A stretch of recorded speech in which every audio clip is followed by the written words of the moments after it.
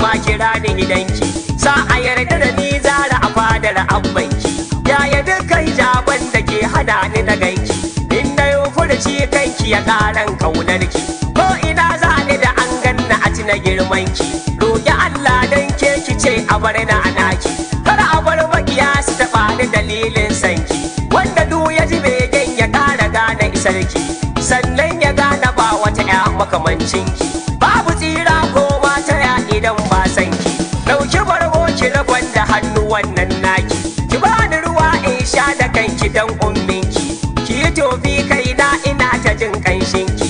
Ɗauki kambi isa kan na lamunin waƙenki, ko me dai niyyar faɗa faɗo shi da kanki.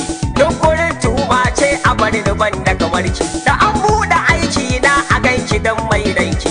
Duk wuya in ta taho garin Sharifa ta ganki, ba wuya a karamcin kitin da ke ta dabanci. Rayuwa rodo ce, duniya shirme ce, Faduma